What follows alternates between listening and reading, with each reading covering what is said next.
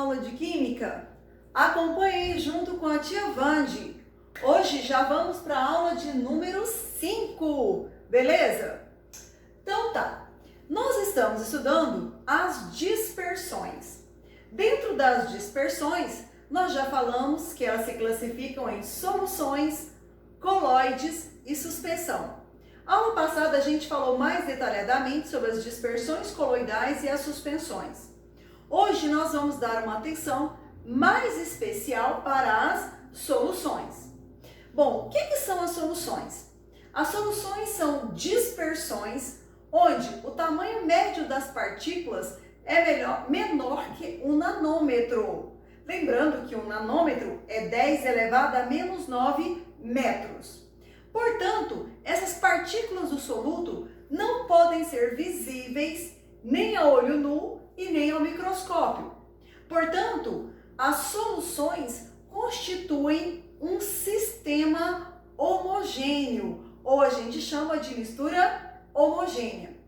Essa mistura homogênea, ela pode conter duas ou mais substâncias, tá? Então tem que ter no mínimo duas soluções. Mas a maioria das vezes nós temos mais de duas soluções, nós temos várias substâncias, né? Bom, numa solução eu vou ter o disperso, que é o soluto, e o dispersante, que é o solvente. Numa solução eu posso ter um solvente e posso ter mais de um soluto. Por exemplo, o refrigerante. O refrigerante eu vou ter o solvente, que é a água, e eu vou ter vários componentes ali dentro do refrigerante, que vai ser os solutos, né? Lembrando que tem que ter pelo menos duas substâncias. Lembrando também que as soluções, elas não podem ser separadas, né? O soluto do solvente, por filtração comum, nem por centrifugação. As partículas do soluto, elas não sedimentam. O que é isso? As partículas do soluto não vão lá para o fundo, tá? As soluções, elas podem ser iônicas ou moleculares. As soluções moleculares, elas são más condutoras de corrente elétrica, como por exemplo a água com açúcar. É uma solução molecular, ela é má condutora de corrente elétrica. Já a água e sal, ou água e cloreto de sódio, é uma solução iônica e ela é, como a solução iônica tem íons presentes na solução, as partículas do soluto são íons, é uma solução que é boa condutora de corrente elétrica. Então, essa é uma breve recapitulação dos conceitos principais de soluções. Vamos detalhar mais um pouquinho agora. As soluções, como eu falei, é uma mistura homogênea, onde a quantidade de soluto que vai estar dissolvida numa certa quantidade de solvente vai depender de alguns fatores. Que fatores são esses? A natureza do soluto. Bom, se você pegar como exemplo 100 ml de água, 100 ml de água dissolve X quantidade de sal e Y quantidade de açúcar, tá? Então não dissolve a mesma quantidade de água, não consegue dissolver a mesma quantidade de sal e de açúcar.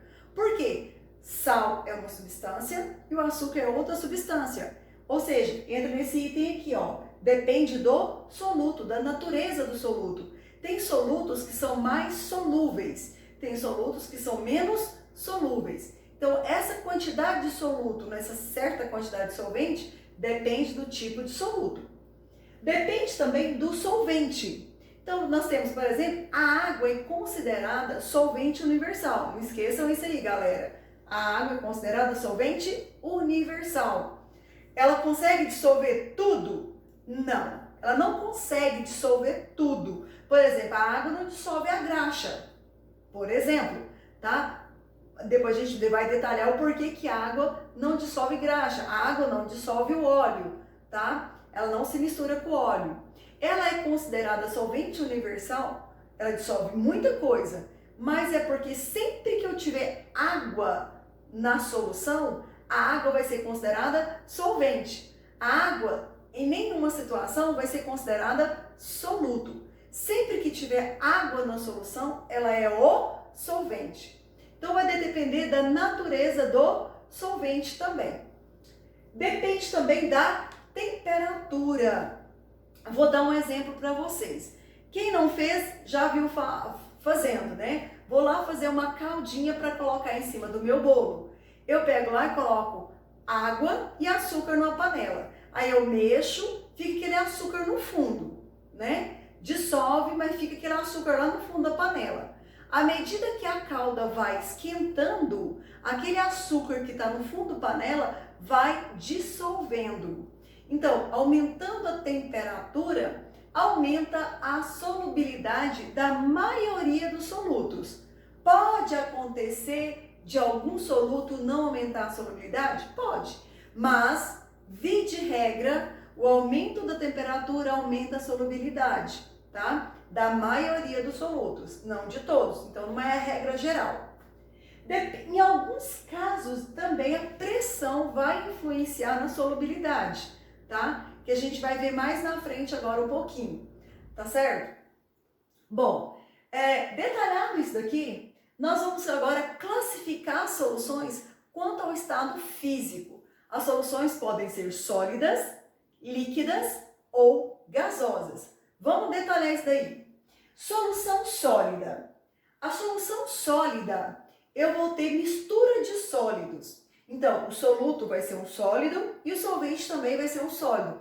Olha, professora, como assim mistura de dois sólidos? Bom, a mistura sólida, um exemplo mais simples do cotidiano para vocês são as ligas metálicas, como por exemplo o ouro 18. As ligas metálicas, elas é importante para melhorar alguma característica do metal. Não sei se vocês sabem, mas o ouro ele é quebradiço. Então, se eu derreter um pedaço de ouro para fazer uma joia, ela vai quebrar com muita facilidade. Mas se eu derreter o ouro e misturar um pouquinho de cobre ou um pouquinho de prata, esse metal vai melhorar a resistência, porque eu vou ter a formação de uma liga metálica. A liga metálica é mais resistente que o metal. Por exemplo, o ferro puro, ele é quebradiço.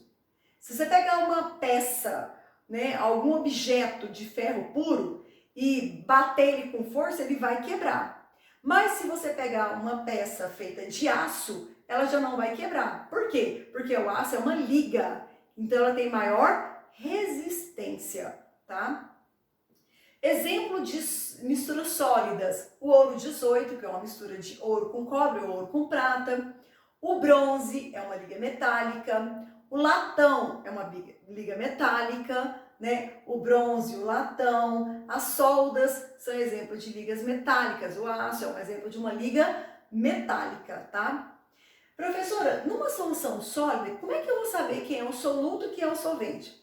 Didaticamente, a gente costuma falar o seguinte: o sólido que tiver em maior quantidade é classificado como solvente e o de menor quantidade como soluto, tá? Beleza? Então, se pedir exemplo de uma solução sólida, você vai lembrar das ligas metálicas. Por que as ligas metálicas são importantes? Porque vai aumentar a característica de um metal. Tá bom, continuando aqui, vamos anotar aqui só para a gente não esquecer aqui, ó. Exemplo de solução sólida, né? Ligas metálicas. No caderno de vocês anotem o que é uma solução sólida. Volta o vídeo lá, escuta e vai anotando. Solução gasosa. A solução gasosa é uma mistura de gases. Como a gente falou, quando a gente falou em dispersão coloidal lá, os gases são miscíveis, ou seja, eles se misturam. E eles se misturam de forma a formar um sistema homogêneo. Então, uma mistura de gases quaisquer sempre vai constituir uma solução. Exemplo importante de uma solução gasosa é o ar atmosférico. É o ar atmosférico isento de impureza. O ar atmosférico isento de impureza. É importante vocês saberem que o ar atmosférico é formado de 78% de gás nitrogênio N2, 21% de oxigênio, O2, e 1% de outros gases. Outros gases. Aqui não precisa saber especificamente. Na ordem aqui seria o argônio, né? Depois, sim, o CO2. Então, o ar atmosférico é constituído basicamente de quê, gente? De nitrogênio. A maior parte do nosso ar é nitrogênio, depois vem o oxigênio. Como eu falei, o ar atmosférico isento de impureza é uma solução. Como ele é uma solução, esses gases não podem ser separados por filtração, por decantação. Então, como é que eles costumam fazer? Eles pegam o ar atmosférico, passa por um processo de fusão fracionada. O que é isso? A baixa temperatura dessa mistura de gases até os gases passar para o estado líquido. O nitrogênio e o oxigênio têm ponto de fusão diferente. Então, primeiro um vai virar líquido, depois o outro. Aí eles retiram as frações. É assim que eles obtêm nitrogênio gasoso e oxigênio gasoso, por fusão fracionada, tá? Então, solução gasosa, tá? É uma mistura de gases quaisquer. Gases quaisquer são miscíveis. Bom, agora vamos falar de soluções formadas pela dissolução de gases no líquido. Os gases têm capacidade de solubilizar no líquido. Isso, por exemplo, o oxigênio. Nas águas dos mares, dos rios, nós temos oxigênio dissolvido, tá? Porque esse oxigênio dissolvido na água é importante para a flora e para a fauna aquática, tá? O refrigerante, por exemplo, tem gás dissolvido no líquido. A água gasosa tem gás dissolvido no líquido. Agora, o que é importante você saber? Que a solubilidade dos gases no líquido depende de fatores como pressão e temperatura. Quanto maior a pressão, maior vai ser a solubilidade do gás no líquido. E a temperatura é o contrário. Quanto menor a temperatura, maior a solubilidade do gás no líquido. Vamos pegar, por exemplo, o refrigerante. Nós todos aqui já tomamos refrigerante, né? Então a gente já conhece. Bom, quando eles vão produzir o refrigerante é uma solução onde eu tenho sólidos dissolvidos na água. Então é uma solução que, além de sólidos dissolvidos na água, também tem gás dissolvido na água. Então eles vão colocar todos os ingredientes ali, misturar nas proporções deles, e a última coisa que eles vão adicionar é o gás. Então o que eles fazem? Eles injetam o gás e tampa, e o gás fica comprimido numa alta pressão. Aí esse gás vai ter que se misturar com o líquido, tá? Quando você gela esse refrigerante, você melhora a solubilidade do refrigerante. Você imagina você pegar uma garrafa de refrigerante quente e uma garrafa de refrigerante gelado. Abre as duas. Quando você abre, a garrafa de refrigerante quente vai espumar assim, vai derramar. Então o que aconteceu? O gás que estava ali dentro saiu bem rápido. Ele saiu muito violentamente e levou junto o refrigerante que chegou a derramar, certo? Agora, já a garrafa de refrigerante gelada, o gás estava bem dissolvido no líquido. Quando você abre, esse gás permanece dissolvido no líquido. Imagina você tomar uma coca quente e uma coca estupidamente gelada. A hora que você abre uma coca quente, supita. Por que supita? A gente fala supita, porque o gás que estava ali dentro saiu, porque em temperaturas mais altas o gás não dissolve no líquido bem. Mas se você pega uma coca gelada e abre e toma ela, logo vem aquela vontade de arrotar, porque tinha tanto gás misturado no líquido que esse gás tende a sair, né? Certo? Beleza? Então vamos aqui, ó. A solubilidade aumenta com maior pressão. Então, quanto maior a pressão, maior a solubilidade desse gás, tá? Você vai imaginar que tá ali comprimindo aquele gás para ficar misturado com o líquido. E a menor temperatura, eu pus esse macete aqui, ó. Maior, setinha para cima, maior. Maior T, setinha para baixo, menor T. Então, a solubilidade do gás no líquido vai ser maior pressão e menor temperatura. Aí você vai fazer uma análise, por exemplo, você pega uma época de muito calor, a quantidade de oxigênio na água vai ser o quê? Menor. Na época mais fria, a quantidade de oxigênio dissolvido na água é o quê? Menor, certo? Falando em solubilidade e pressão, vamos lembrar aqui do outro exemplo, do mergulho, né? Então, o que acontece? Quando você mergulha, tá? A diferença de pressão vai fazer diferente. Não sei se vocês, quem já fez aula de mergulho ou quem já viu na TV, quando uma pessoa vai mergulhar, ele vai lentamente. Então você imagina aqui, olha, que isso aqui é o mar. Ó, isso aqui é o mar. Daqui, ó, vou escrever aqui, ó, mar. Isso aqui é o mar. O indivíduo, tá aqui, ó, ele vai mergulhar. O indivíduozinho aqui, ó, ele vai mergulhar aqui. Aqui você tem uma pressão P1 e aqui você tem uma pressão o quê? P2, né? Aqui do lado de fora uma pressão P1, debaixo da água você tem uma pressão P2. A pressão dentro da água vai ser maior. Quanto maior a profundidade, maior vai ser a pressão. Então o que vai acontecer, né? Esse cara aqui vai mergulhar, ele tem que descer aqui, ó, lentamente aqui, ó, ele tem que descer lentamente. Por que ele tem que mergulhar bem devagarzinho? Porque o organismo dele tem que se adaptar com a pressão local. Por quê? Porque dentro do nosso organismo tem oxigênio dissolvido no líquido, que seria o oxigênio dissolvido no sangue. Lembra que o sangue transporta o oxigênio? Então nós temos gás dissolvido no líquido dentro de nós. Quando a gente sai da pressão que a gente está acostumado, essa solubilidade do oxigênio no sangue vai modificar. Então o que acontece? Quando você mergulha, você tem que ir devagarzinho para o seu organismo ir adaptando com aquela pressão. Quando for subir, tem que ser a mesma coisa. Então, se você está com um balão de oxigênio aqui nas costas, ó. Se você está com um balão de oxigênio aqui nas costas e vai mergulhar, se esse balão de oxigênio, ele dá para 2 horas, o que vai acontecer? Você vai ter que descer, vamos supor que você gastou lá 20 minutos para descer. Quanto tempo você pode ficar lá no fundo? Só 1h20. Por quê? Porque você tem que deixar 20 minutos para você subir. Porque se você mergulhar e ficar aqui no fundo e esquecer que tem que subir, o que vai acontecer? Se você for subir muito rápido, a diferença de pressão vai causar uma embolia gasosa. Pode ser que bolhas de gás pode espalhar pelo seu organismo, causando um fenômeno que pode chamar de embolia gasosa.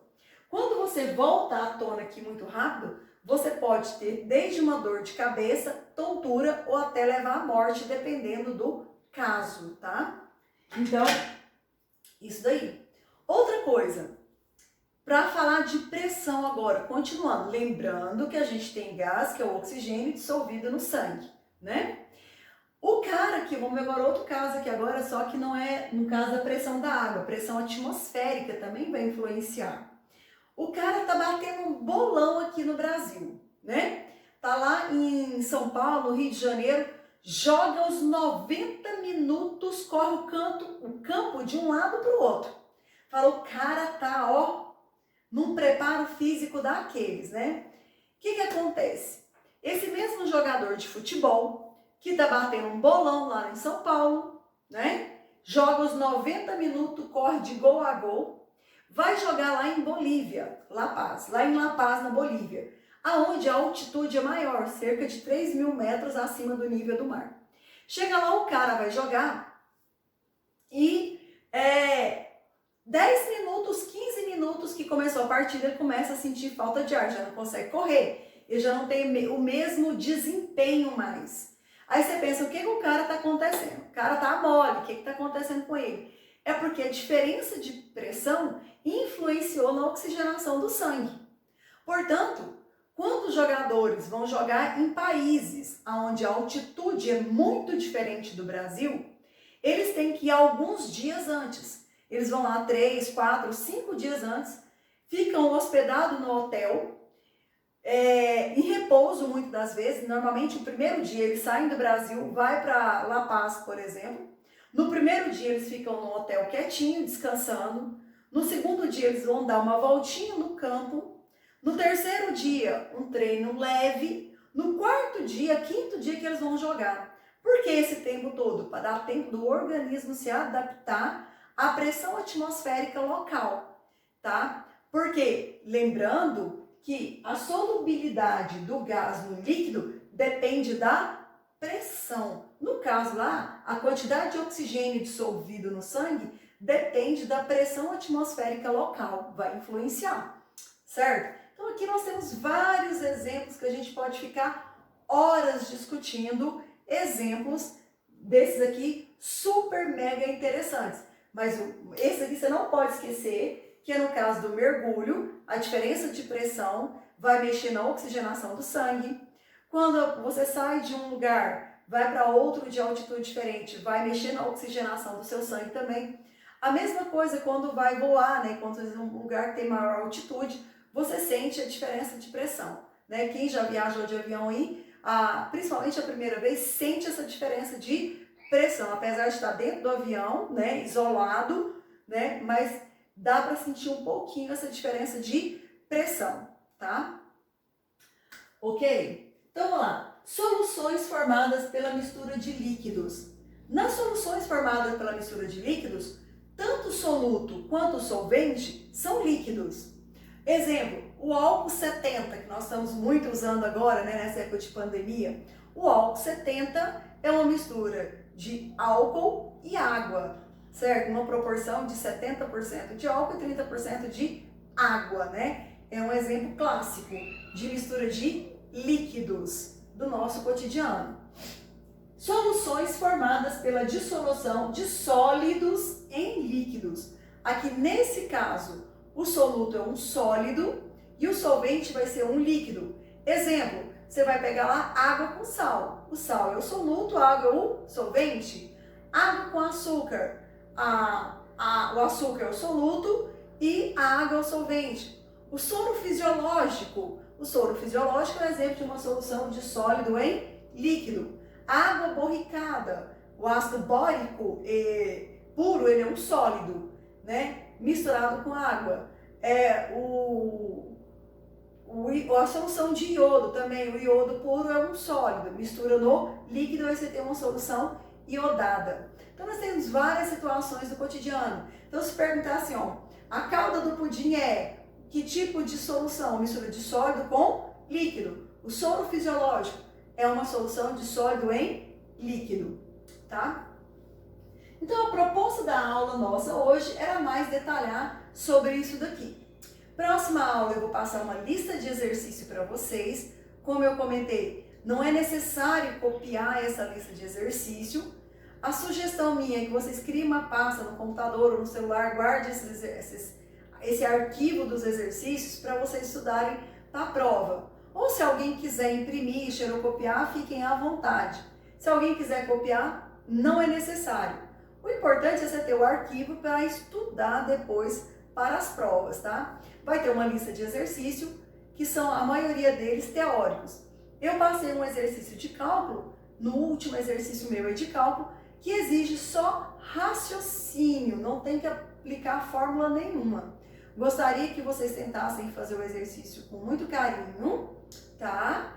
Estou à disposição para tirar dúvidas de vocês, ok? Então tá, qualquer coisa, estamos aí, tá? Beijos!